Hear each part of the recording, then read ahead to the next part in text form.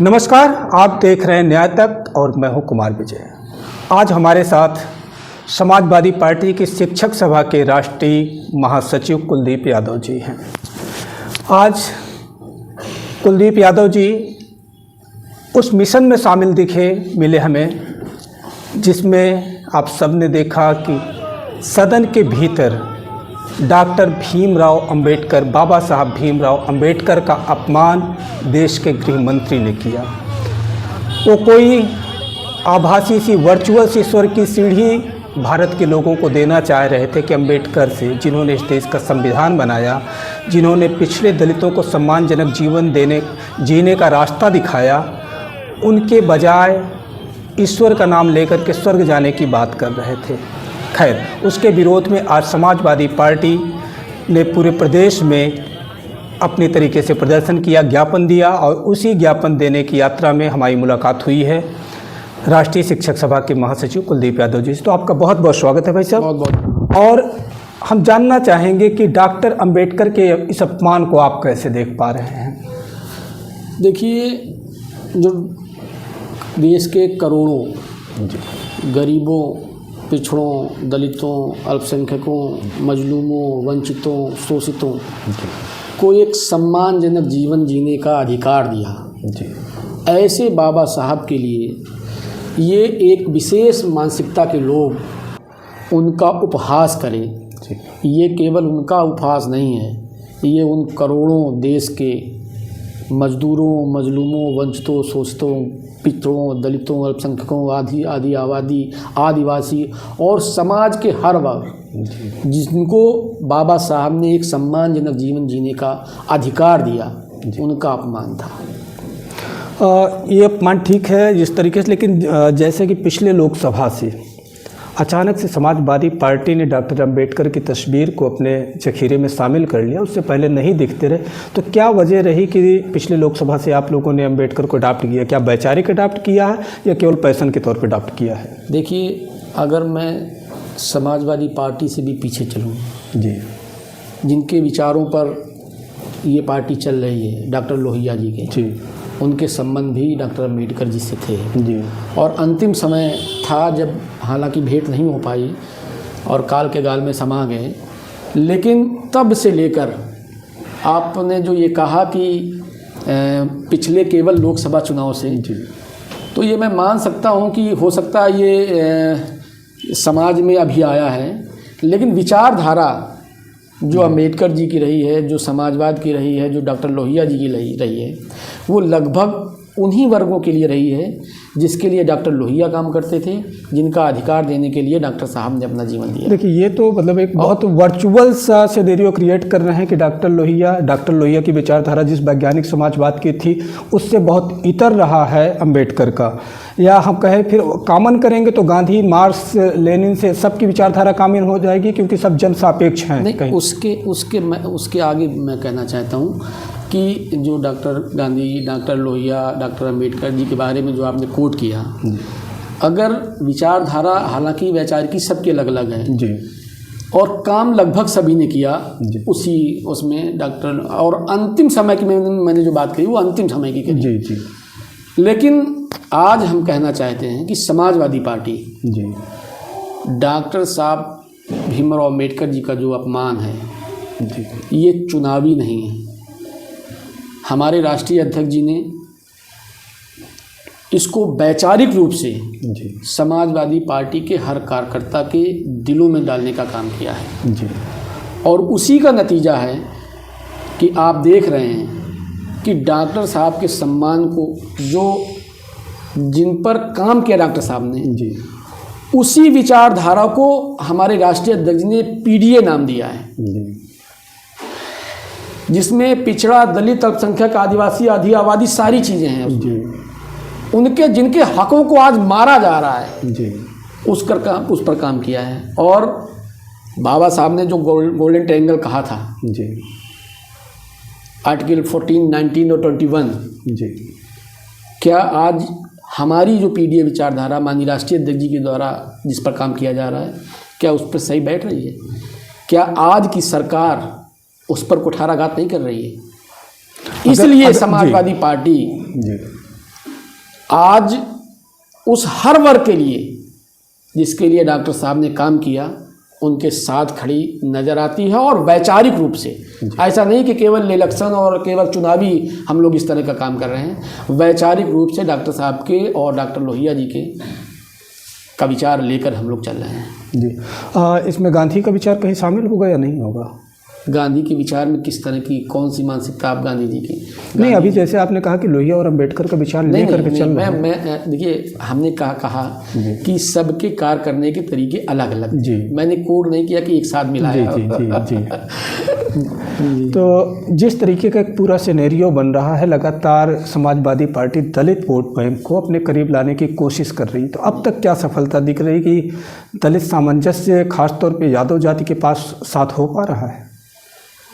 मेरे ख्याल से, हालांकि मैं उस पर बहुत ज़्यादा टिप्पणी नहीं करना चाहता कि मैं केवल पॉलिटिकल लाभ लेने के लिए, मैंने जैसा कि पहले ही कहा कि वैचारिक रूप से भी हम लोग आत्मसात कर रहे हैं हर वर्ग को। जी, चाहे दलित हो, पिछड़ा हो। और मुझे कहने में संकोच नहीं है कि पिछले लोकसभा चुनाव में जो पार्टी को सहयोग मिला है, जी, इसमें हमारे दलित समुदाय का बहुत बड़ा योगदान है। जी, मैं एक चीज़ लगातार देख रहा हूँ कि आपकी पार्टी इस समय वोट बंटवारे में जातियों का बड़ा ख्याल रख रही है, बहुत सम्मानजनक तरीके से बंटवारा किया जा रहा है। लेकिन इसमें एक जाति बड़ा पीछे छूटती दिख रही, यादव जाति। वो केवल परिवार भर में सिमटती जा रही है, वो टिकट के बंटवारे में खास तौर पर। बड़ी विडम्बना है इस बात की जी, कि अगर समाजवादी पार्टी को, हालांकि पहले बहुत आरोप प्रत्यारोप लगे हैं जी, केवल यादवों की पार्टी कही जाया करती थी जी, कभी मुसलमानों की पार्टी कही जाती थी जी। और आज जब माननीय राष्ट्रीय अध्यक्ष ने एक पीडीए विचारधारा में सबको समाहित करने का प्रयास किया है जी, तो उसमें हो सकता है कि कमी हो, लेकिन जो प्रतिनिधित्व यादवों को मिल रहा है, मेरे ख्याल से वो उसके हकदार हैं और उतना मिलना चाहिए भी था। नहीं, मैं कमतर हुआ है यादवों का प्रतिनिधित्व तो आपकी पार्टी में, जो मुलायम सिंह के समय था और जो लड़ाई यादव समाज ने लड़ी आपकी पार्टी के लिए, आज उसका हक कमतर हुआ है। वो हक केवल परिवार तक सीमित होता जा रहा है। क्या यादव सिर्फ अखिलेश यादव के परिवार में है? नहीं, ऐसा नहीं है। बनारस से किसी यादव को टिकट नहीं दिया जा रहा है, इलाहाबाद से नहीं दिया जा रहा है, केवल यादवों को आजमगढ़ तक भी लड़ने के लिए उसी परिवार का यादव चलाता है। अगर हम केवल यादव को ही दे देंगे तब भी आरोप लगेंगे, यादव को नहीं देंगे तब भी आरोप लगेंगे। मैंने आपसे कहा कि समाजवादी पार्टी के राष्ट्रीय अध्यक्ष जी ने जो इस समय रुख अपना रखा है, उसमें पीडीए को पूरी तरह से हक, मैं निश्चित रूप में तारीफ कर रहा हूँ आपके संगठन की, आपके पार्टी के एजेंडे की तारीफ कर रहा हूँ कि सारी जातियों को हक देने की बात हो रही। केवल जो छलावा क्रिएट हो रहा हो यादव जाति के साथ हो रहा, चूँकि आप खुद भी यादव जाति के नेता हैं, तो आप शायद इस पर बेहतर तरीके से बात रख सके कि क्या वजह है। क्या यादव सिर्फ अखिलेश यादव के परिवार में है, या बाकी यादव भी जो प्रदेश के हैं उनको भी मौका मिलेगा सदन तक जाने का? मुझे ये कहने में कोई संकोच नहीं है कि जब भी हिस्सा हक और बंटवारे का होता है जी, उसमें जो बड़े भाई की भूमिका में होता है उसको कुछ न कुछ जी पीछे रहना पड़ता है। और ठीक है, डांट में आपने अपनी बात कह दी है, अधिकारों में कटौती होती है जी, तो नुकसान होता है और उसका यादव समाज कोई न बुरा मान रहा है, न पार्टी की विचारधारा से हट रहा है, और न पार्टी के नेताओं में इस तरह का कोई भ्रम है। पिछले लोकसभा चुनाव में जिस भ्रम की आप बात कर रहे हैं, ख़ास तौर पे अवध की बेल्ट में यादव हिंदू में तब्दील होते नज़र आए थे। कम संख्या थी, छोटा परसेंटेज था, लेकिन वो हिंदू बनते नज़र आए थे। वो भाजपा के साथ गए थे और अखिलेश की आलोचना की थी। अपवाद हर जगह हुआ करते हैं जी, तो कहीं ये परसेंटेज बढ़ न जाए भविष्य में? हो सकता है कि कहीं इस तरह का रहा हो, लेकिन देश की तीसरी सबसे बड़ी पार्टी बनाने में जी सबका सहयोग है, पीडीए का सहयोग है। उसमें यादव भी है, मुसलमान भी है जी, दलित भी है, पिछड़ा भी है, आदि आबादी भी है, आदिवासी भी है, और अगुणों में जो पिछड़ा है वो भी है। खैर, मैं नाम नहीं पूछूंगा कि किन जातियों के कितने प्रतिनिधित्व आपके यहाँ हैं। मैं सीधे आऊँगा कि 2027 को कैसे देख रहे हैं। लोकसभा में 37 पा कर के खुश तो होंगे, लेकिन 27 की क्या उम्मीद कर रहे हैं? सत्ता तखत पलट होगा या?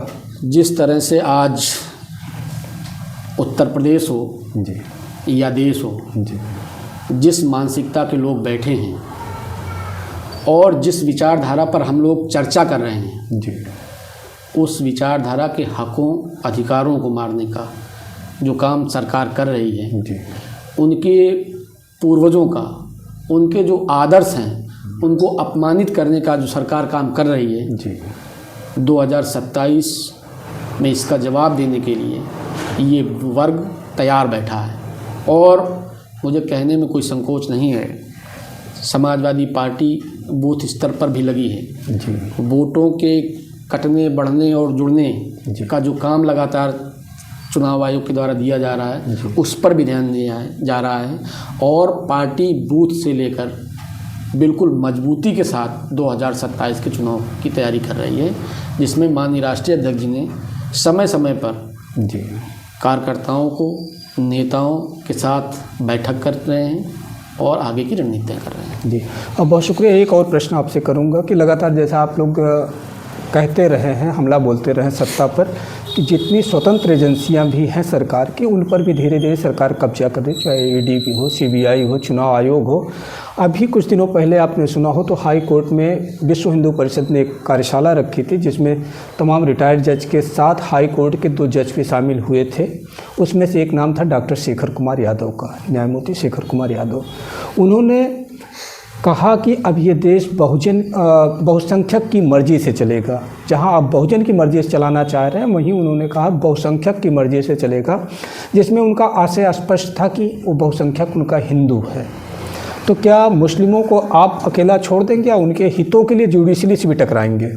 देखिए, समाजवादी पार्टी का स्पष्ट मत है जी कि अल्पसंख्यक बहुसंख्यक नहीं, देश भाईचारे से चलेगा, जी देश गंगा जमनी तहजीब से चलेगा, और देश में बंटवारा हो के नहीं चलेगा। जी और जिस तरीके से जुडिशली, जी जहाँ तक आपने जो शेखर यादव जी की माननीय न्यायाधीश हैं उनकी टिप्पणी पर बात की है, हमारे जो राज्यसभा में उनके खिलाफ महाभियोग का प्रस्ताव लाया गया है, उसमें समाजवादी पार्टी साथ है। जी देश में बंटवारा नहीं होने देगी जब तक है।